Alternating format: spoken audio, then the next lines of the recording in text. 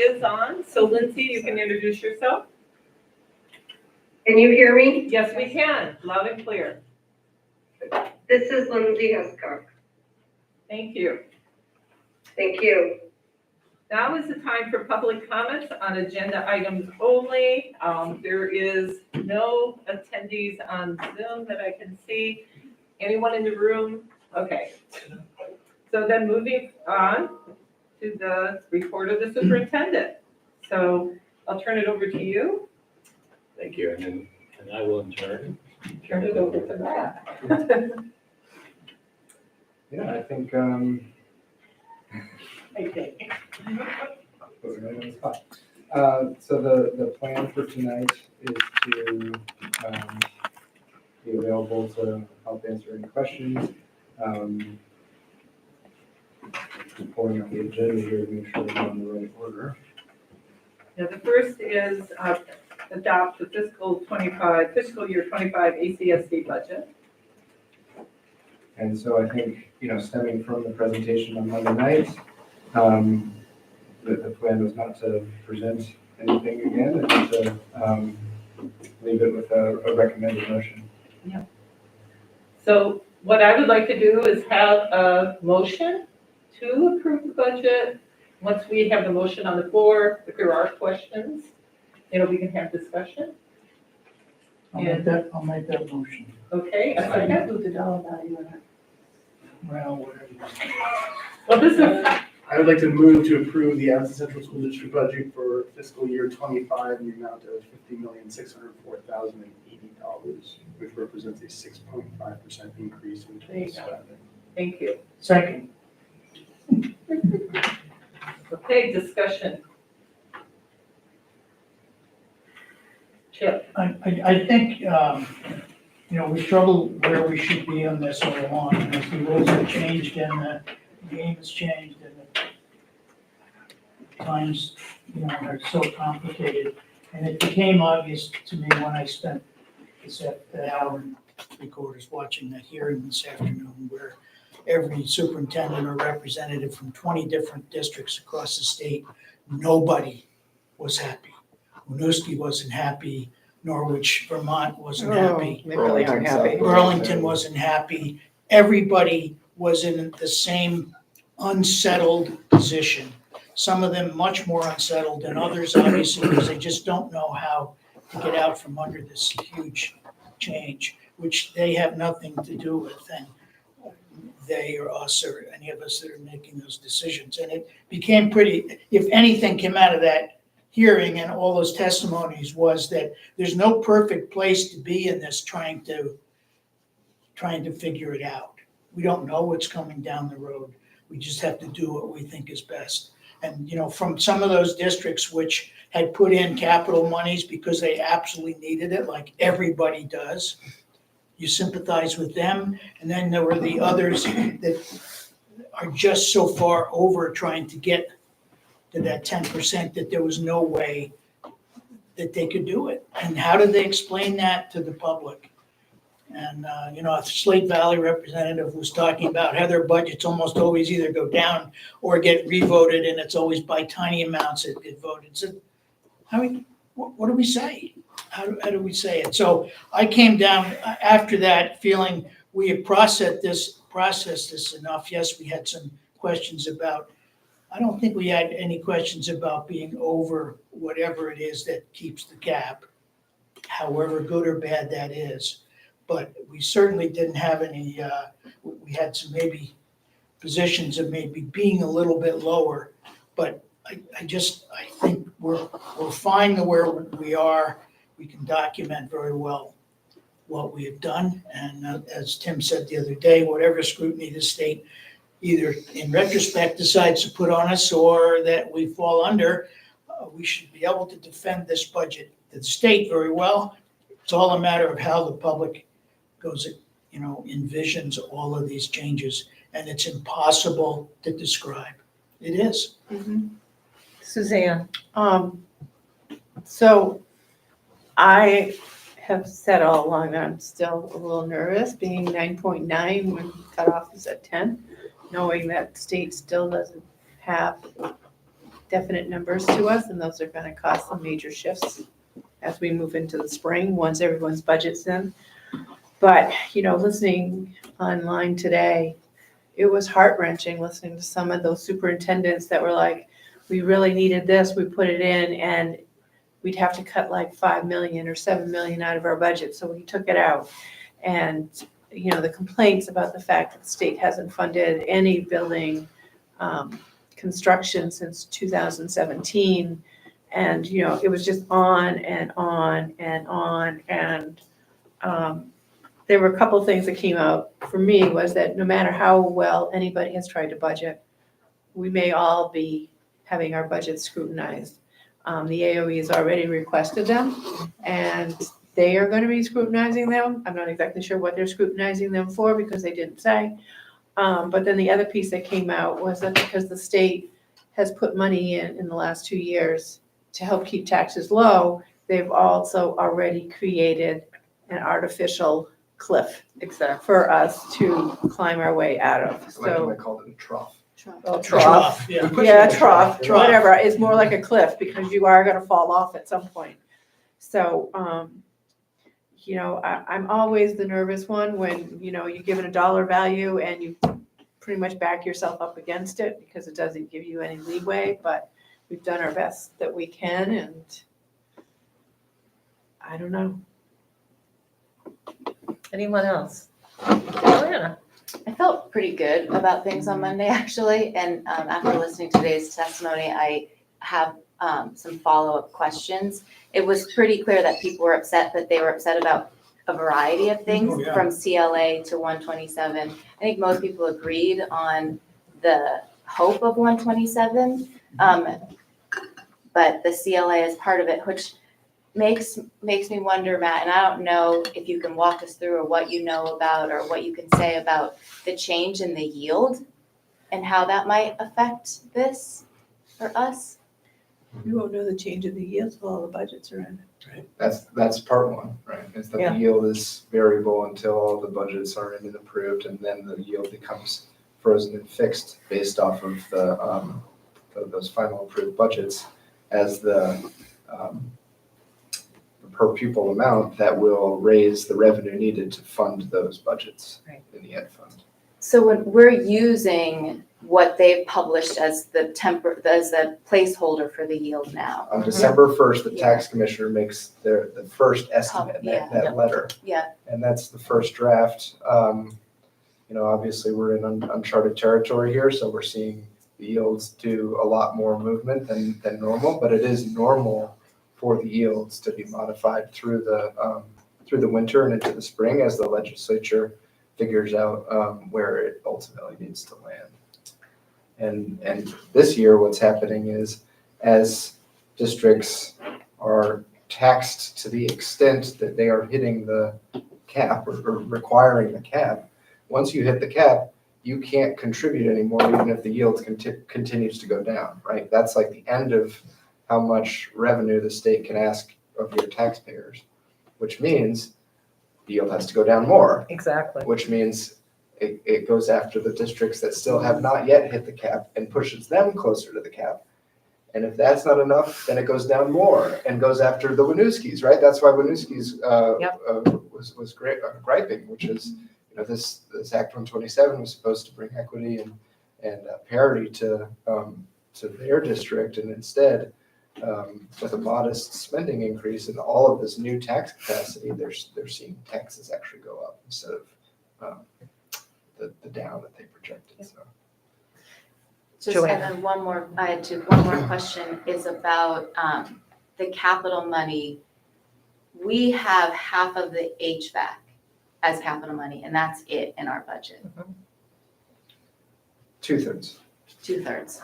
But it's a small So- amount, it's what, Well, no, the ESSER represents 2/3 Oh, of the project, of the project. okay. And then the remaining third is funded in the FY '24 budget and 200,000 in FY '25 budget. so it's very small. Okay, so the cap, okay, thank you for clarifying Yeah. that, because I got confused on Monday. Yeah, so that one-time expense Yeah. is really the tail of a much bigger expense that's been in our budget or been in our sites for 3 years. Got it, okay, It's been long planned. Yeah. So it's not something we just threw in there. Yeah, totally. Yeah, we didn't have to throw anything in there. No. We were already We didn't. trying to get down. We didn't throw anything. Yeah, we didn't have to, we didn't. We were trying to get down to the below 10%. I mean, that was our struggle, Turf field. yeah. Wasn't true. That's not even funny. Not Too soon. Yes, any other comments, Steve? So I've been involved in this budget process and I have been struggling. It was a struggle to get people to understand that we need to below 10%. I think we need to be even lower than that. I think that this board has not addressed some significant things that need to be talked about. I can't believe that we have waited now a year to even look at consolidation, and that we are fighting as hard as we can not to talk about it, and that we are continuing to pat ourselves in the back and go, "Whew, we have now only created a 5% cliff for ourselves rather than something more than that." I have tried as best I can to convince people of some of these realities, and I cannot in good conscience vote for this budget. So I will not be voting in support of this budget.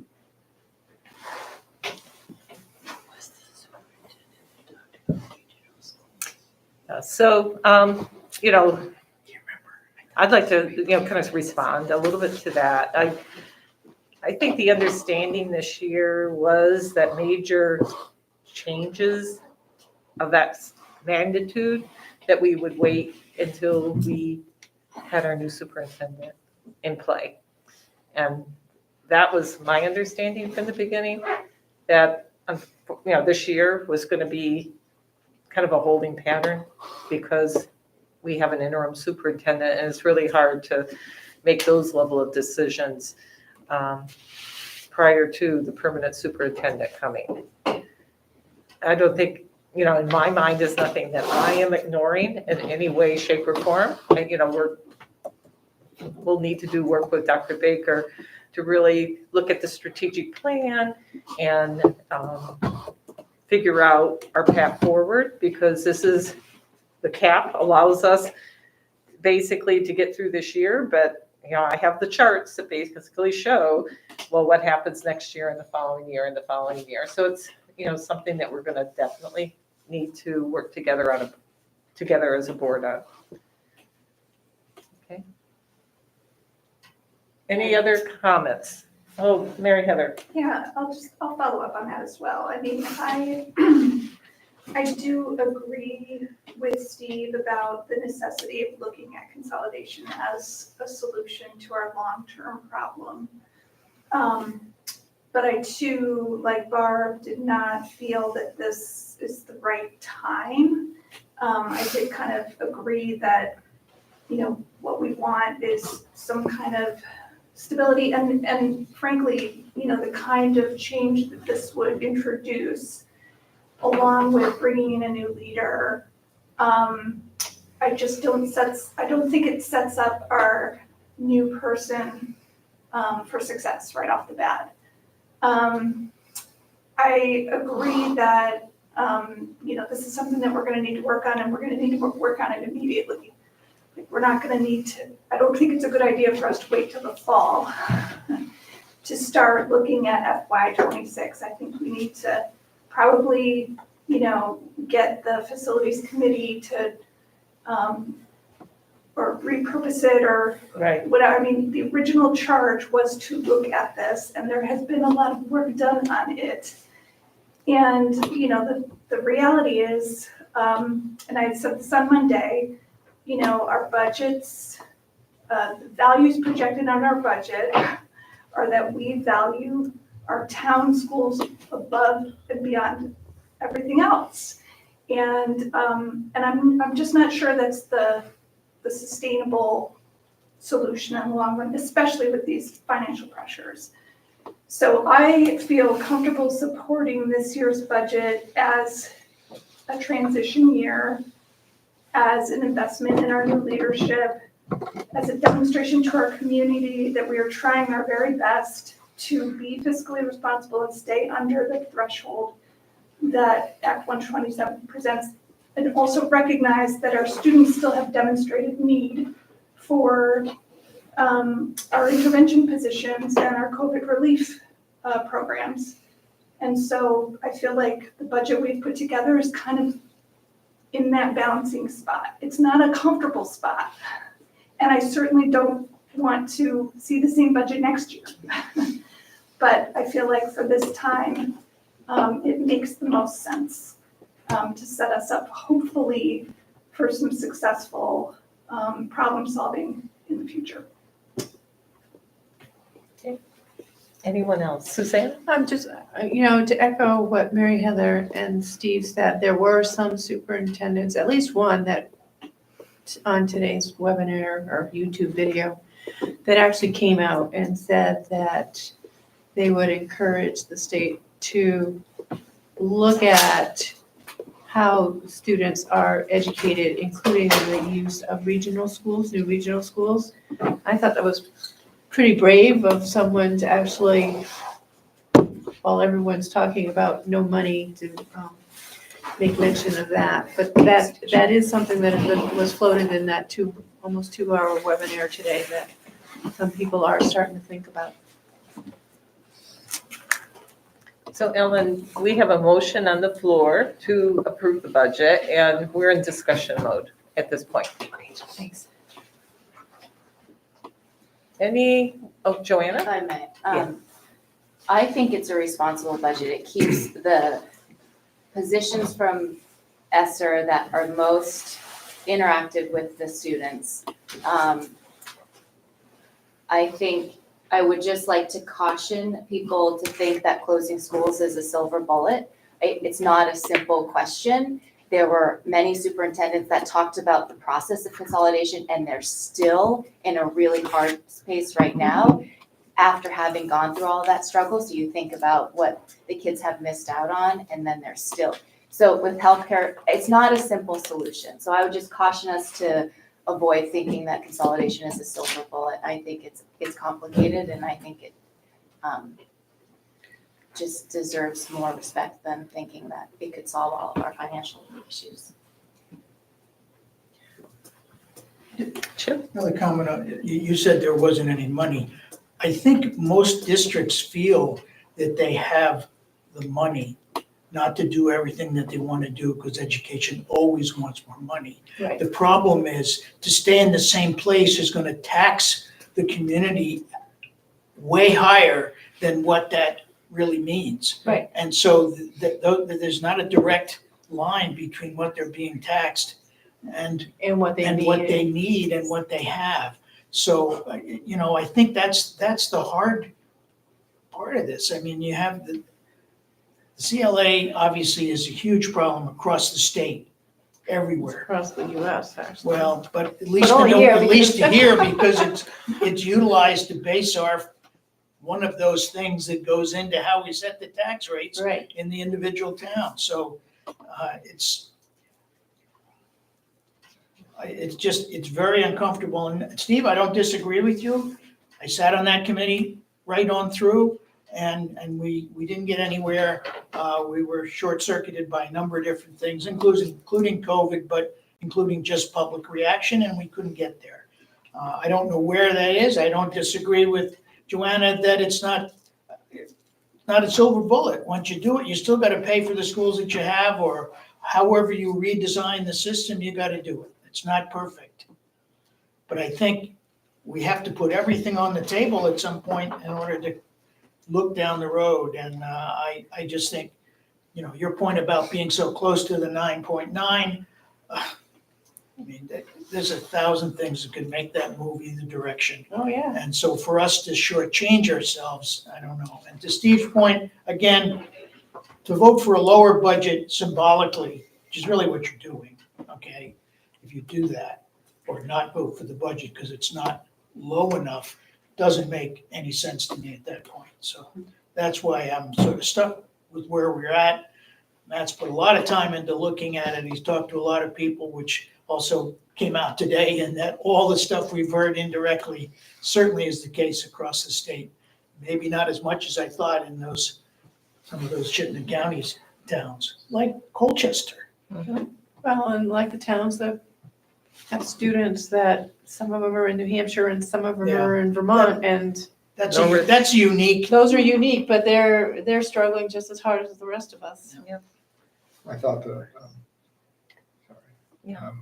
The point about, raising taxation to the point where it impacts people's ability to live here and, having the effect that could have on driving enrollment down was a very interesting argument. It's totally true. Okay, thank you. Anyone else would like to share some thoughts, questions?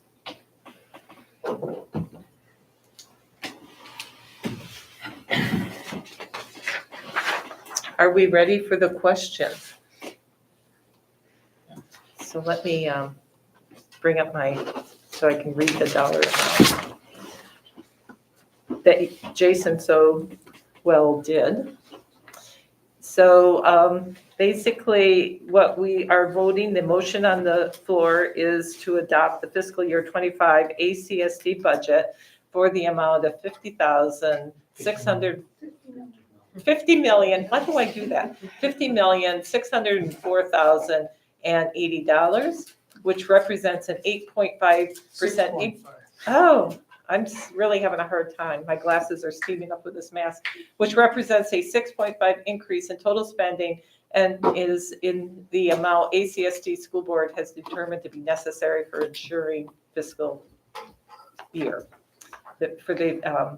Has determined to be necessary for the ensuing fiscal year. So all those in favor indicate by saying aye. Aye. Opposed? By No. any abstentions? Okay, the ayes have it, and the budget is approved. Thank you. Thank you. And then we have a couple of,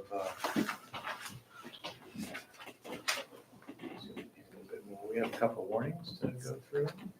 And could you be able to make me, allow me to share my screen?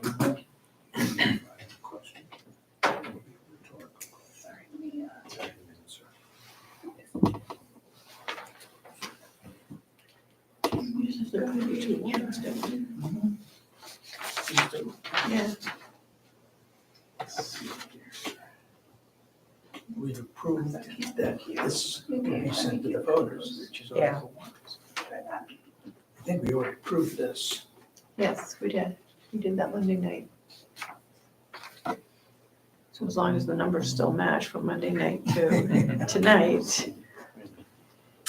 Here we go. There you So Barb, do you just need us to make a motion to approve the warnings? Yeah, well, Tim wants to, he wants to pull it up. Because there's been a recent change on one of the warnings. You'll notice that on Article 2 is new. We zoom in a little bit more. Oh, okay. We don't do that at the meeting, do we? So Article 2 is Oh, added that's right, it because is in the bylaws, but we've never done it at the annual meeting. it may not have been done correctly in the past, perhaps. Yeah, because it is in the Career Center bylaws, but it's never been done. Right. Yeah, so from the floor, there'll have to be nominations for the person to fill that position at the annual meeting. So that article was added to this list. Thank you for catching that, Linda. So I just wanted to display that so you could see that it's different than what you had seen before. So, yeah, I mean, that's since this afternoon. Yeah. Yes, Yeah, okay, because I printed this afternoon. yes, They're 5 minutes old. yes. After Monday's meeting, I was like, how do we deal with this? So I reached out to Linda and she responded and said, oh, this has to be an article that we, for the But Hannaford. people have to put their name in for it, it's There, not, people do, yes. right. We don't just nominate someone and Yes. vote them in. It will still be nominated from the floor. Right. Yeah. So have we done that in the past? We've No, had the same person for 9 years. That was Dr. And it's- Burrows. For some reason, has just been let continue.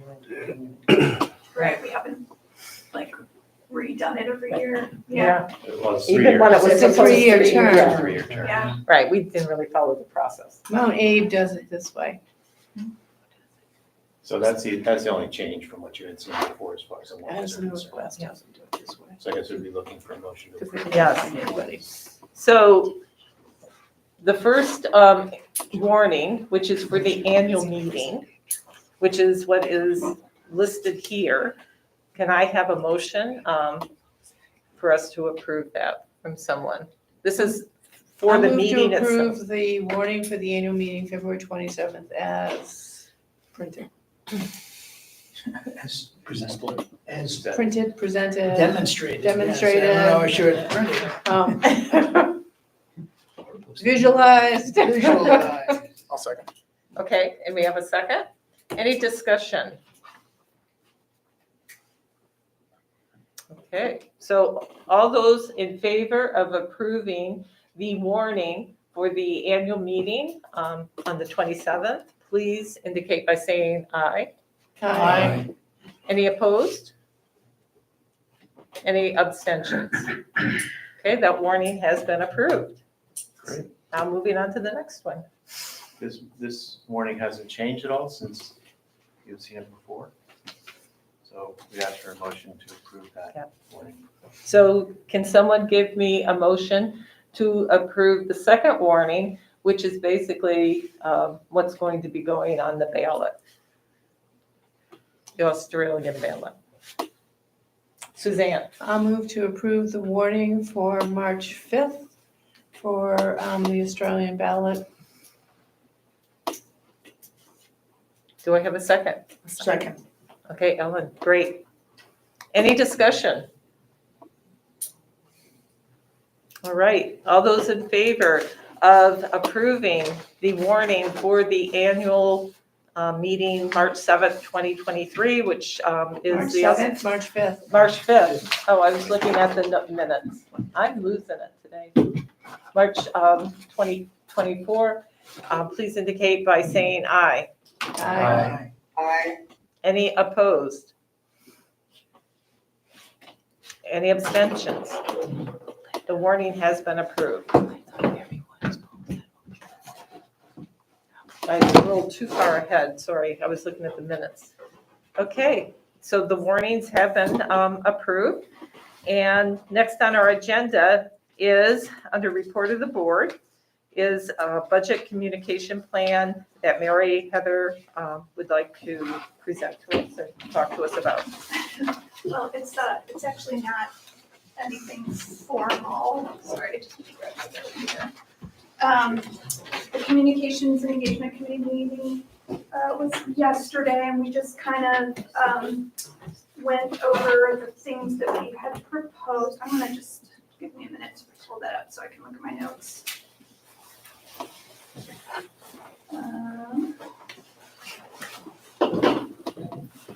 Okay, sorry. So we had talked about the outreach efforts that included creating, and some of this I mentioned at Monday's meeting, so it's just a quick recap, creating a budget page on our website that will be sort of the receptacle for all of our voter education materials, including the budget book.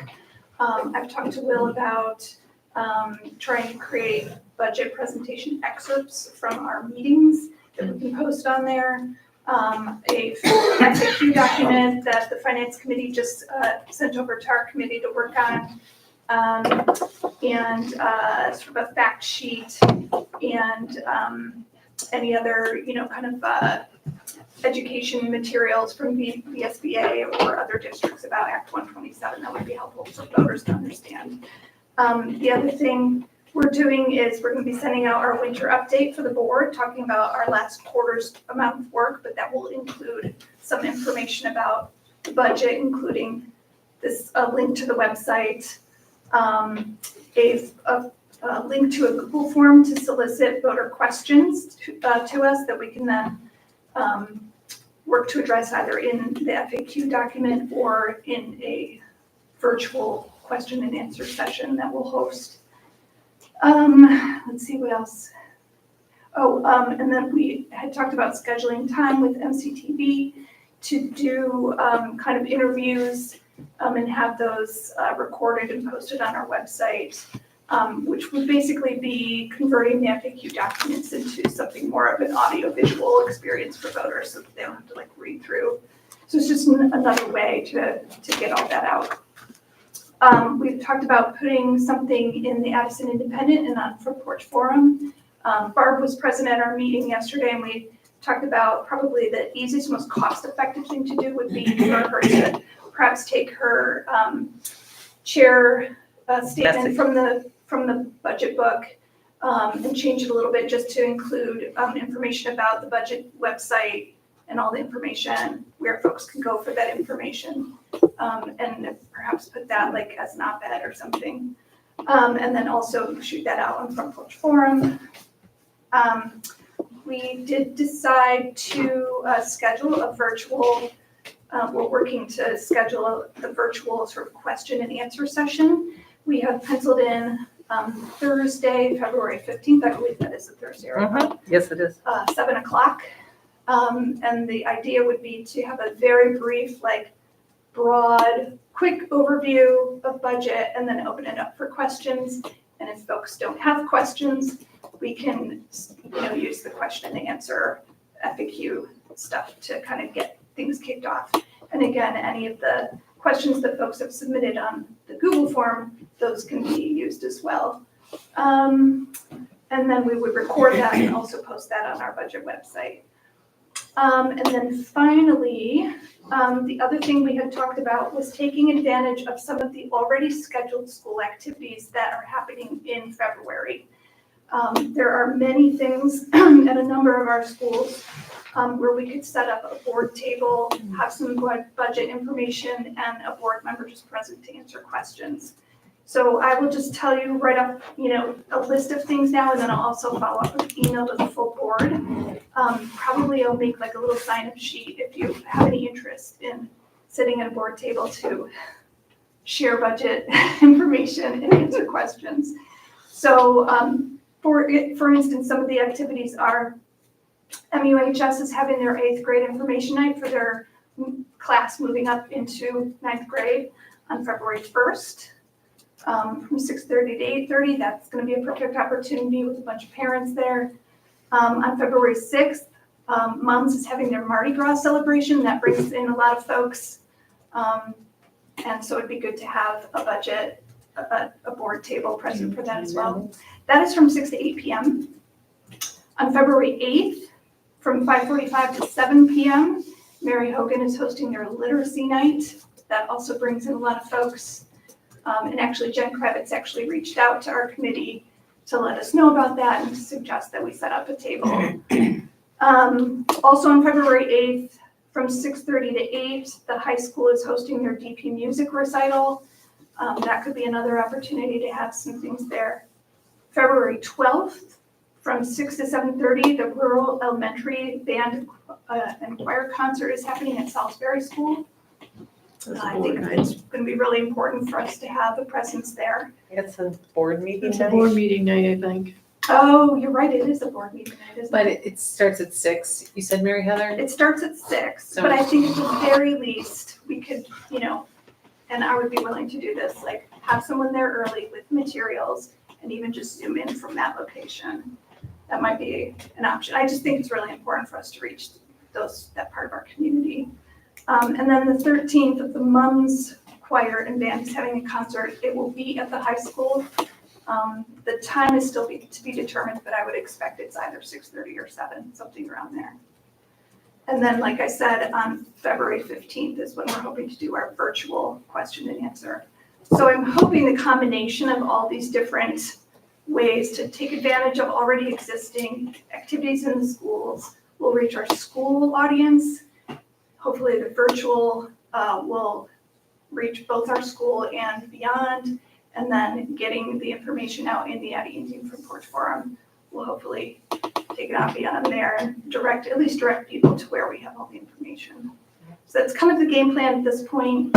We didn't really feel prepared to do any more like actual independent, dedicated budget outreach.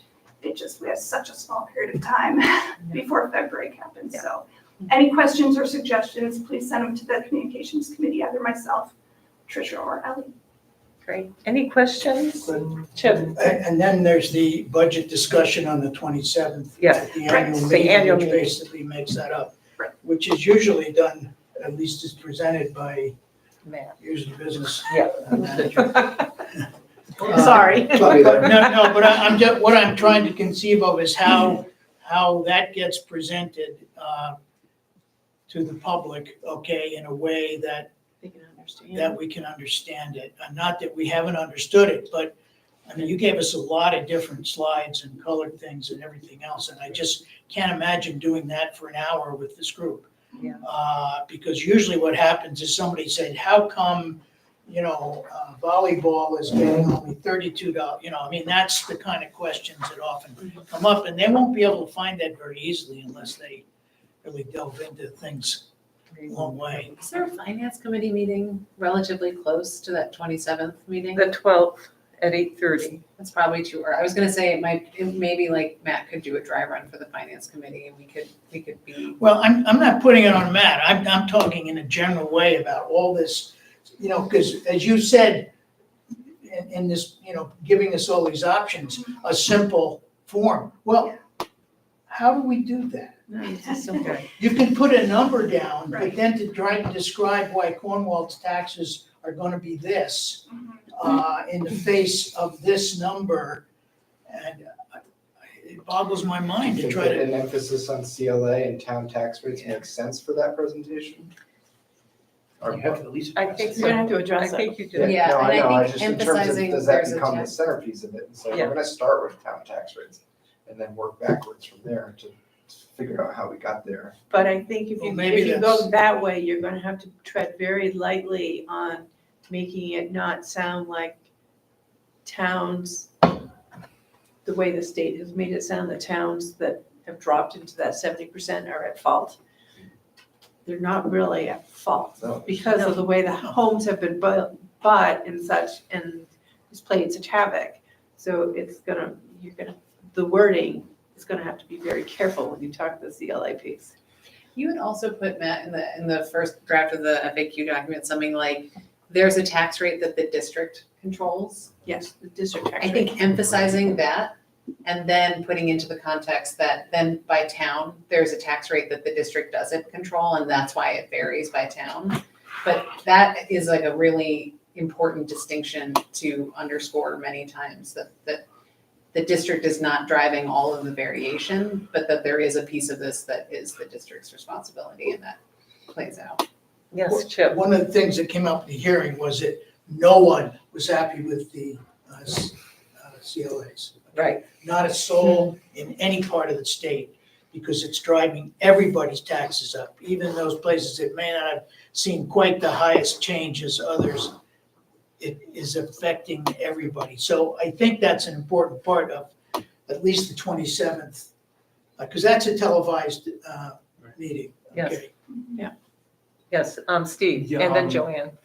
Joanna. No, you're first, Steve. I completely agree with Ellen because that presentation is not, I think it's less about, here's what your taxes are gonna be. It's like, this is the part of your taxes that we're talking about, and we're only responsible for this 5%. The rest of this is beyond our control, and we don't, I worry that it seems like we're taking responsibility for the CLA. And saying, Yeah. and when we have to not do that, we have to say, this is really complicated, we control this piece, and that's what we're here to talk about, is this piece. If you wanna talk about taxes and your tax rate, what your town's gonna be, and CLA, here's how we think it's gonna affect it. This is not that discussion. This is just about the school funding. So I get it, I think everybody in this room gets it, that it's gonna be a huge tax burden, but you have to reconcile yourself with the fact that we're only going to be responsible for 5% of that. And it is an increase. It is an increase, which is not, it's kind of like a fait accompli that we're always gonna have this 5% now. And that's not what the taxpayers are used to hearing. And I think there's gonna be a lot of talk about 20% tax rates, and we cannot own all of that. We have to say what we own and what we have no control over. Right. And that's beyond, we don't have any control about the tax, about the healthcare spending, and all the things that we had to accommodate in our budget. But we're already taking responsibility for that with the 5%. We cannot take responsibility for the other stuff. So. Joanna, So I heard testimony from Morgan Daybell, the business manager of Franklin Northeast today, which is a business manager I've come to just respect over time. And he had suggested moving the CLA to actually be connected to the purchase of the property. And so I guess if they're collecting this testimony, there's no way things can be implemented in this year. But they do have to pull certain levers this year to collect the funds. So is that are changes like that anticipated, like in the next 5 years? Because that would be amazing. It would be like really logical for the CLA to be grounded with the property. that's all up to the legislature. Right. I So- mean, I just saw Unfortunately. something in the Vermont Tax, they put out a one-pager because of that exact question and some of the other ones today, and said,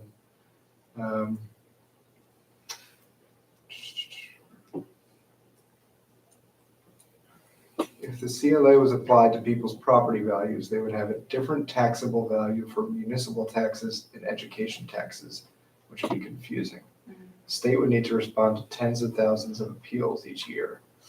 So it sounds like that might be one of the hurdles that the state's identified. Yeah. As far as, is that a path forward? Hard to say, I mean, it's clearly we don't have a system that's working great, so.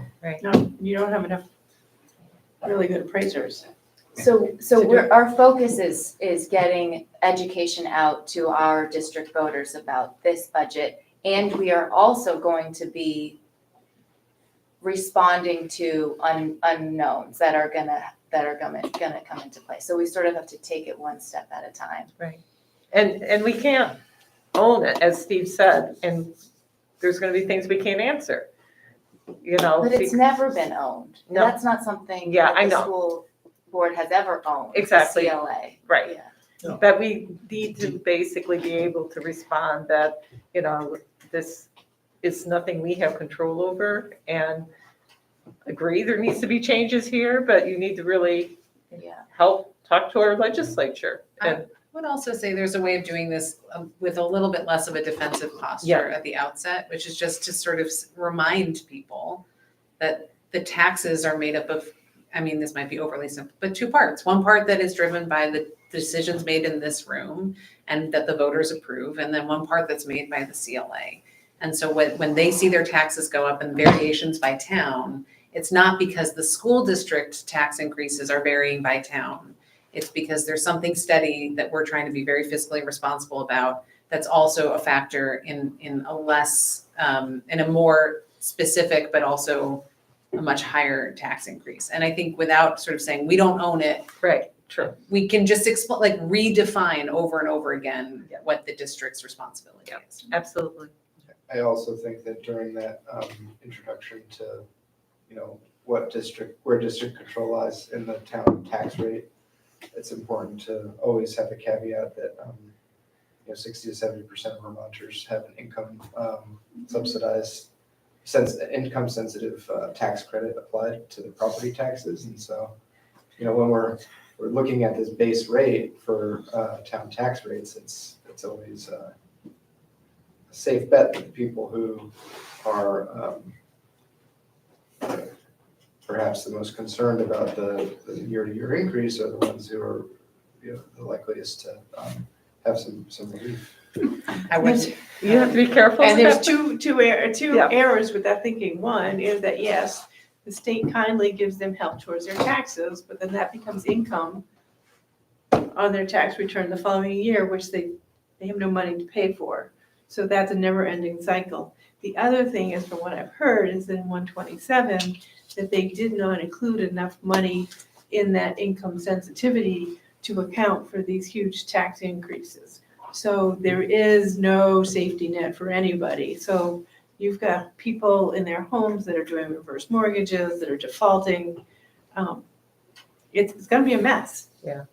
So and the other thing with the income sensitivity is it's based on the previous year, so it takes a year to catch up. And with what we are doing with the 5% cap each year, to them, they'll really not see much relief. They'll continue to go up, even though it's not the full amount. So we, or at least stay flat with that 5%. So we have to be a little careful with that because it does, not set up the expectation that, because people know they don't get that. See, This has less to do with this year. I was gonna communicate to the Communications and Engagement Committee. This happens every year, and even though we don't have the numbers, perhaps there could be some sort of, we know what nights we wanna hit, so that you guys have less work to do next year. Because this is gonna come again next year. And what is that gonna look like? Can we have some structure in place so that you guys aren't running around here, going, oh, now we gotta do this, and now we gotta do that. You understand what I mean? Like a plan to Like a follow. plan to follow, like a set of procedures, like following our calendar. Right. So, Yeah, Yeah, absolutely. I think that makes sense. The challenge, of course, is that we don't have the information, the tangible information until the very last minute. So Right. it's still hard to deploy yeah, with accurate information until we have it at the last minute. But you're right, we should have Yeah. sort of like a little work plan just Yes, for I was gonna say, communications. we could even look at the work plan because we'll need to update it for the next year and put even a little more detail on it. Yeah, and to be honest with you, I think, ACSD has had the luxury of having voter support, pretty broad voter support in the past, and I think we need to be careful not to take that for granted. Yes, And that it should be part of our board culture to make an effort to, have opportunities for some two-way engagement and also, make sure we put out voter education materials. And try to meet people where they're at rather than just assuming people will just support it or people will come looking for it. I think we need to kind of change that mentality. okay, anything else? Any other questions for Mary Heather? Yes, Just relative to the sun, are you gonna send that out to us somehow? Yeah, I'll do it kind of like I did for, in the fall when we had open houses. Okay, I'll just have a little table that's a Google yeah, okay. Doc, and then you can sign up if you have interest and are available, that'd be great. anything else? And I can put together the fancy little Yeah. media kit. Yeah, which was very helpful, thank you. Thank you so much, Mary Heather, and to the Communication and Engagement Committee for working this through. I Well, appreciate it. Especially really, I'm very grateful to Emily for helping us out with refining the materials and for Tricia and Ellie to, kind of put in their feedback and especially for Tricia, connect us with Kurt and MCT. Excellent, thank you so much. So next on the agenda is our time for public comment on any topic. And so I see that we do have a couple folks that are online. So if in fact you would like to make a public comment, if you could raise your Zoom hand, that would be awesome.